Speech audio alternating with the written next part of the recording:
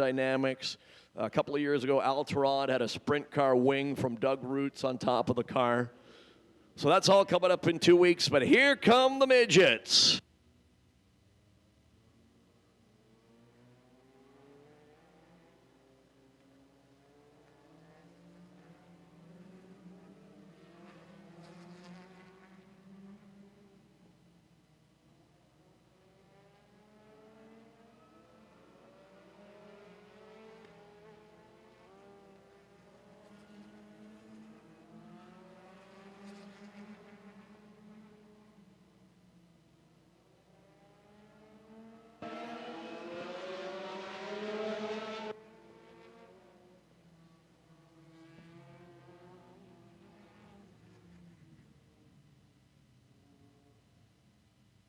All right, race fans, unfortunately, Al Stanley and Rick McKinney can't make it, but we are set to go for the Mighty Midgets, the 9S of Abbotsford Sawyerland, the number 7 car, Surrey's Ron Jones, the 03, Chilliwack's Brady Rogers, the 15, Abbotsford's Aaron Fell, and car number 11, Abbotsford's Worldwide, Troy Globe. The West Coast Focus Midgets, 20 laps for this one. Don't blink, you might miss it. Into 3 and off of 4, green flag.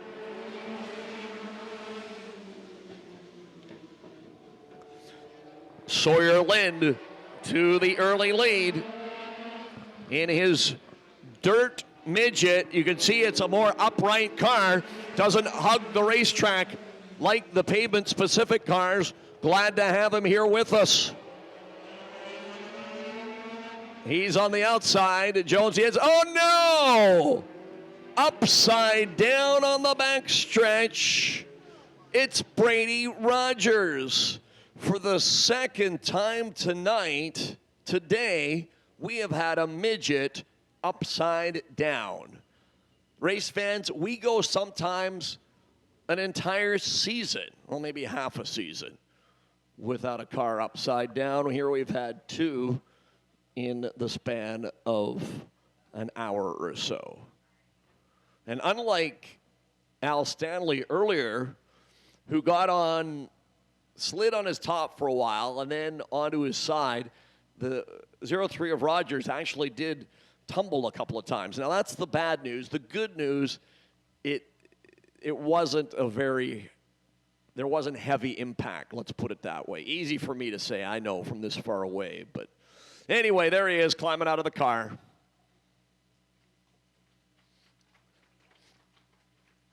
Brady Rogers, the 34-year-old rookie out of Chilliwack, who, again, had been out of racing for about 15 or 20 years. Good to see him walking around. Again, we need some more brooms on the backstretch, please. Gentlemen and ladies, we need some manpower and lady power with some brooms over there to clean up the track. Race fans, I said it before, I'll say it again. You just never know what you're going to see, do you? When you come to the racetrack, some nights, some days, you go nonstop, no yellows, no reds, and you're done early. And Daryl Pareko, sometimes you're the windshield, sometimes you're the bug, right? Hey, at least we've got good weather, right, Daryl?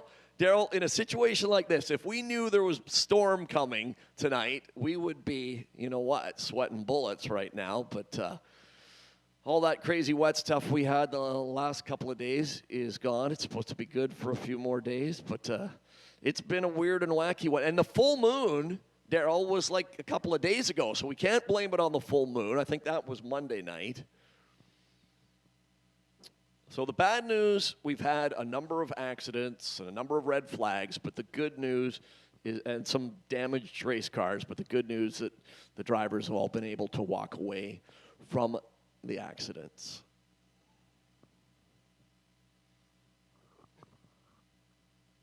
And if you look beyond the racetrack, over turns 1 and 2, you can see the lineup, a big lineup of trucks and trailers.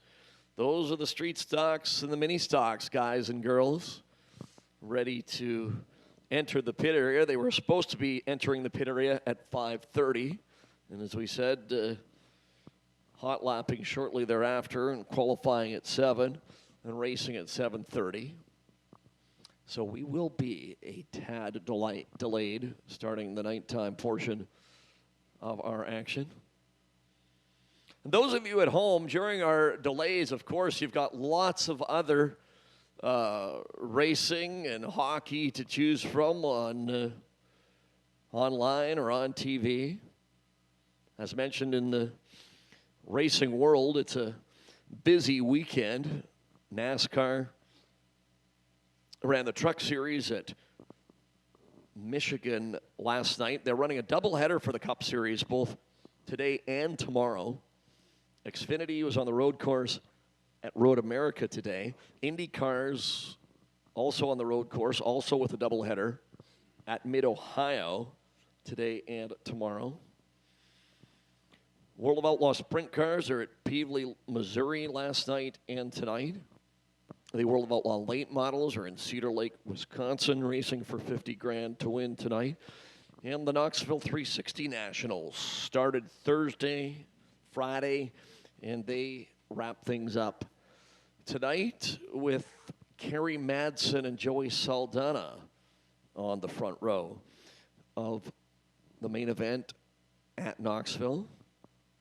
Ontario's Dylan Westbrook is locked into the A feature, and most of the West Coast drivers, Trey Starks, J.J. Hickle from Washington, Colton Heath, Roger Crockett, formerly out of Oregon. They're pretty much all in the B main tonight, so we wish them all the best of luck. Hopefully they can garner a top 4 or 6 finish in the B and transfer to the A. And then next week, of course, was supposed to be the Knoxville 410 Nationals. Now, it's not officially the Knoxville Nationals this year, but they're still going to run a 3-day World of Outlaw program, including a $50,000 to win feature next Saturday night. So even though it's not officially the Nationals, with the big money and the big crowd, most of the big names in the sport still plan on being there.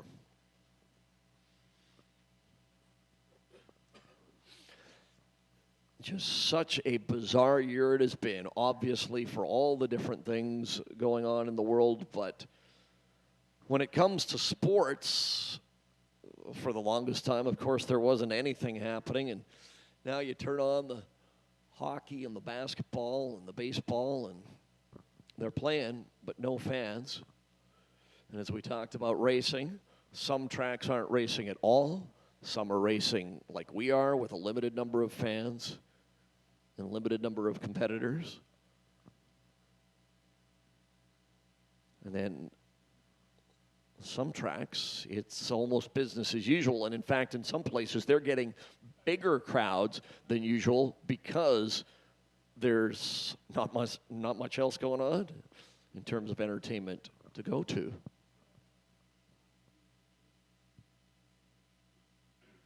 How about a round of applause again for Brady Rogers and crew, the 03 Midget.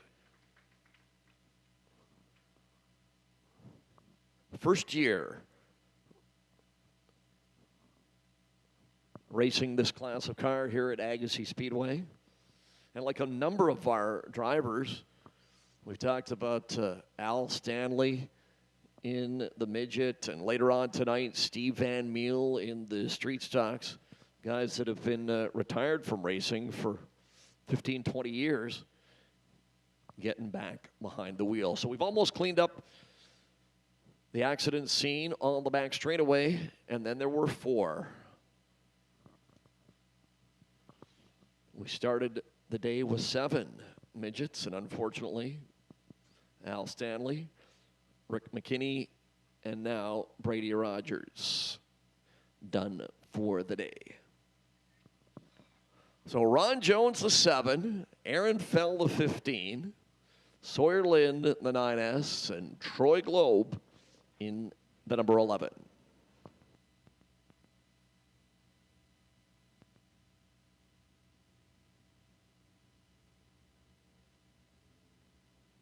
Then after this race is over, the pits will empty of the Hornets and Midgets, and we'll bring in the street stocks and the mini stocks.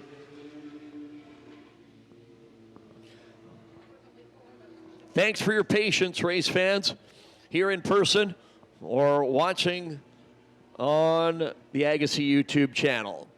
4 cars for 20 laps. Green flag. And just like the first time, it's Sawyer Lind to the early lead. Ahead of Jones, Fell, and Globe. The first 3 down low. Troy Globe trying the high side. Jones looks to the inside of Sawyer Lind, and he will take the lead. Ron Jones, car number 7, your new leader.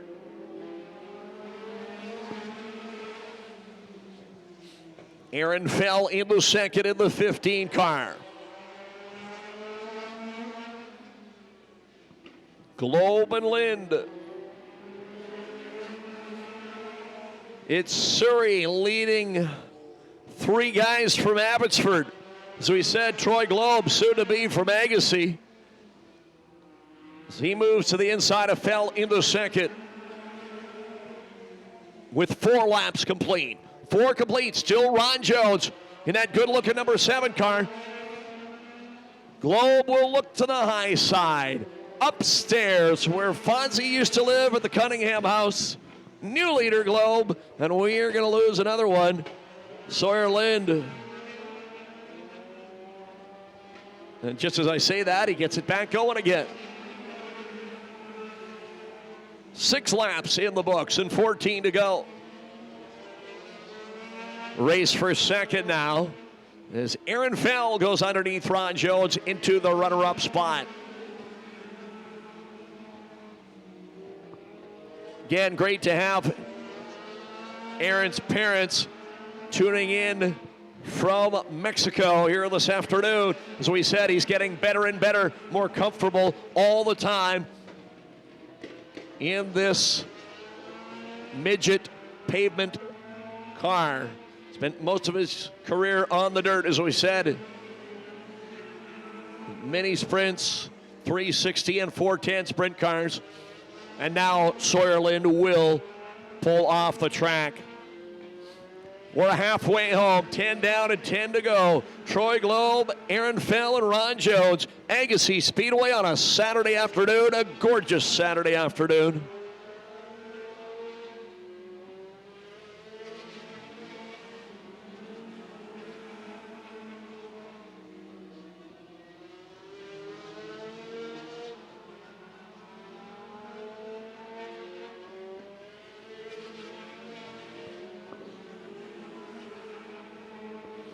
Working lap number 13, which means next time by it'll be 7 laps to go.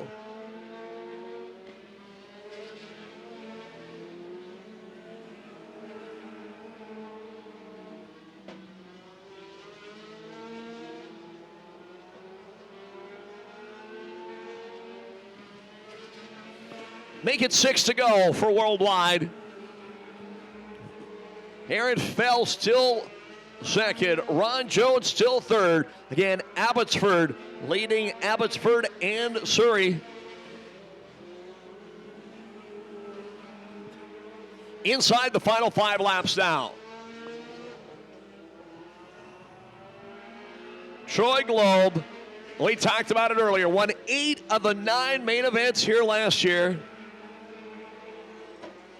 And looking to sweep the afternoon for the second time in 2020. The car is on rails as he works his way around the speedway with just 3 to go now.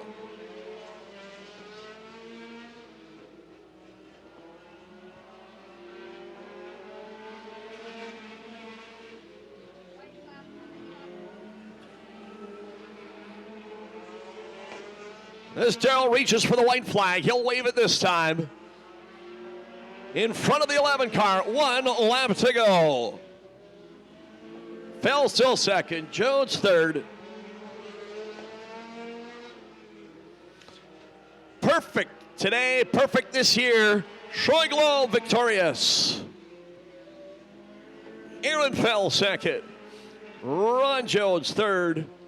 Lind and Rogers officially fourth and fifth. Just past 6 o'clock, the first half of our day of racing is in the books. So thanks for hanging in there with us, whether you're live here in person or watching online. Again, street stocks and mini stocks later on tonight, and hopefully you can hang in there with us. As we said, those of you that are at home or out on the porch or at the beach or at the cabin, you can take in all the other great racing that is available online or on TV tonight, and join us back here in an hour or two when we'll get going, as we said, with the street stocks and the mini stocks. So, Globe again in the winner's circle. The Bryan's Auto Glass, Hub Fire Engines, all small engine repair. Edmunds Batteries, Okia Massage, Beast Entry. Lifelong resident of Abbotsford, of course, works with his dad at Bryan's Auto Glass and fills in when needed with the Abbotsford Fire Department, and he will be a full-time resident of Agassiz on August the 17th. There he is. How about a hand for him? Troy Globe. Another piece of hardware for the mantelpiece. Troy, that'll look good in the new house, huh? You gonna have a rec room, Troy, for all the trophies and photos? I'll look forward to seeing it there one of these days sometime soon. As we said, Troy moving from Abbotsford to Agassiz here in just a couple of weeks. In the winner's circle with Daryl, Jim Olson taking the photos, Sean Edwards directing traffic from afar, and Al Sylvester. Al, what an afternoon for you, my friend. Second quick time, not one but two heat race wins and a main event win. How about a hand for Al Sylvester, race fans? And there they are, both of your main event winners together in the winner's circle. Again, one more shout out to all of our great sponsors. 89.5 The Drive, Classic Hits in Chilliwack, Merton GM. In Chilliwack, Harrison Agassiz Chamber of Commerce, Aggressive Towing, and Jack's Towing, Gardner GM in Hope. Bryan's Auto Glass, Finish Line Traffic Markings, RockAuto.com, Bolt-On Speed Parts, Jiffy Lube, Instaglass, Everclear Metal Recycling, Burden Propane, Agassiz Ready Mix, Armstrong Sand and Gravel, and Timbro Contracting.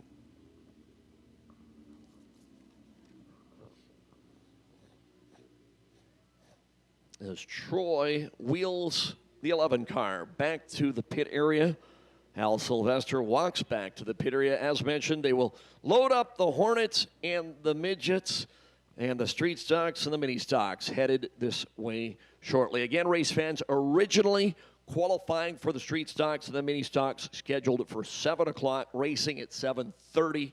I would add at least, I'm guessing, half an hour to those times, but just check back in, and we'll have the stream up on the YouTube channel as the afternoon leads into the evening, as the sun slowly begins to set here in the east part of the Fraser Valley. So glad you could join us in person or on YouTube. So we are going to take a break, obviously, as we said, empty the pit area of Hornets and Midgets and bring in the street stocks and the mini stocks. And we'll talk to you in about an hour to an hour and a half with more great racing action live from Agassiz Speedway. Talk to you then.